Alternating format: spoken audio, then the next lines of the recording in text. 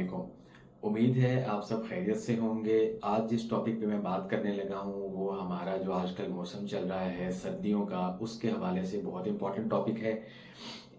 Topic का नाम है चिल ब्लेन्स, जिसको डर्मेटोलॉजिकल टर्म में हम लोग परनियोसिस कहते हैं। अब ये चिल ब्लेन्स या परनियोसिस होता क्या है कि जो हमारी बॉडी में डिस्टल ब्लड वेसल्स हैं, मतलब जो हमारी सेंटर ऑफ बॉडी से दूर एरियाज हैं, वहाँ की ब्लड वेसल्स जो हैं सर्दी की वजह से नैरो होना शुरू हो जाती हैं। उनका जो डायमीटर है वो कम होना शुरू हो जाता है, वो श्रिंक होना शुरू हो जाती हैं कोल्ड वेदर की वजह से।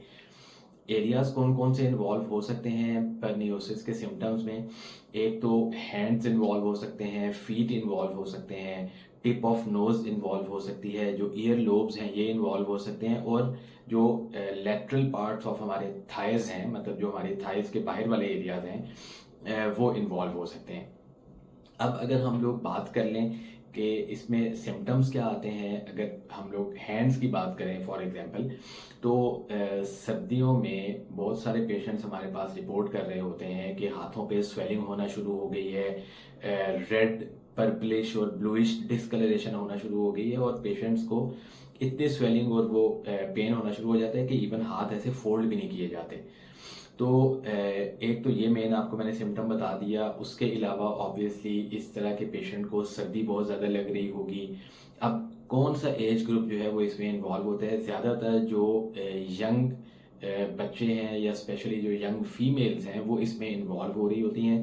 तो अगर हम इसकी मैनेजमेंट की बात करें कि इसमें आपने मैनेज कैसे करना है अगर ये सारे सिम्टम्स आ रहे हैं, एक तो मैं अपने बहुत सारे जो पेशेंट्स हैं उनको यही कह रहा होता हूँ कि आप कोशिश करें कि सर्दियों के 3 से 4 महीने किसी अच्छे ब्रांड की मल्टीविटामिन्स या आयरन सप्लीमेंट्स लेना स्टार्ट कर दें। मल्टीविटामिन्स या आयरन या कैल्शियम, विटामिन सी, ये सारी चीज़ें क्या करती हैं कि आपकी जो डिस्टल एरियाज़ हैं जो मैंने अभी मेंशन किए हैं उधर की ब्लड सप्लाई को इम्प्रूव करती हैं। तो एक तो ये सारी मल्टीविटामिन्स आप ले सकते हैं। उसके अलावा कोल्ड एक्सपोजर से बचने की बहुत ज़्यादा ज़रूरत होती है। ऑब्वियसली अगर कोई आप लोग यूनिवर्सिटी गोइंग है, स्कूल गोइंग है, या किसी ने अपने बाहर जॉब पे जाना है, बिजनेस पे जाना है, काम पे जाना है, तो करना क्या है कि प्रॉपरली कवर्ड हो के बाहर निकला करें। जिस तरह हाथों की और पाँव की हम बात कर रहे हैं या सर की बात कर रहे हैं, तो इनको प्रॉपर कवर करें। हाथों पाँव के लिए जो है ग्लव्स और सॉक्स ज़रूर यूज़ करें।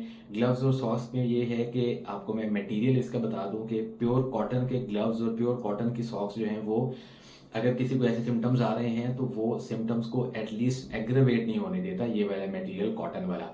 क्योंकि कॉटन भी नेचुरल मटेरियल है, वो हमारी स्किन के साथ फ्रेंडली होता है, तो वो तंग नहीं होता है पेशेंट। तो अब आपने करना ये है कि जब ये सारी चीज़ें आप पहन लेंगे तो पेशेंट्स हमें कहते हैं कि सर सर्दी है, हम चाह रहे हैं कुछ मोटा यूज़ करें, मतलब कुछ मोटा स्टफ़। तो कॉटन की आप ये ग्लव्स और सॉक्स की जैसे मैंने बात की है वो पहन के उसके ऊपर कोई जो है ना मोटे स्टफ वाली चीज़ पहन लें, लेकिन जो स्किन के साथ इन कांटेक्ट आए वो कॉटन आए। उसके बाद आपने और क्या करना है, एक आपको होम रेमेडी बता रहा हूँ बहुत ही इम्पॉर्टेंट, कि अगर किसी पेशेंट को या आप लोगों में से किसी को ये सिम्टम्स आ रहे हैं तो किसी कंटेनर में नीम गर्म पानी ले लें और उसके अंदर अच्छा खासा नमक, सॉल्ट ऐड कर लें।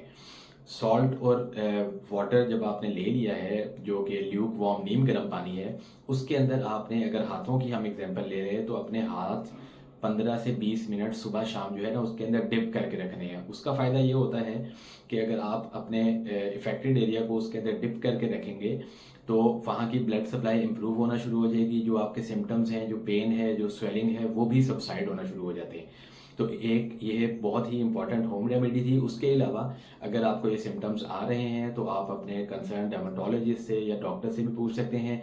उसमें हम लोग ज़्यादातर ये कर रहे होते हैं, जिससे मैंने आपको अभी होम रेमेडी या मल्टीविटामिन्स का बताया। इसके अलावा हम लोग कैल्शियम चैनल ब्लॉकर्स दे रहे होते हैं, वेजोडाइलेटर्स दे रहे होते हैं, और भी काफ़ी सारी मेडिसिन हैं जो इसके लिए हम दे रहे होते हैं। तो अगर आपके जहन में कोई फर्दर क्वेश्चन हो या आप में से किसी को ऐसे कोई सिम्टम्स आ रहे हों या आपके आगे पीछे कोई आप पेशेंट्स देखें, तो आप जो है मेरे से कांटेक्ट कर सकते हैं। Thank you.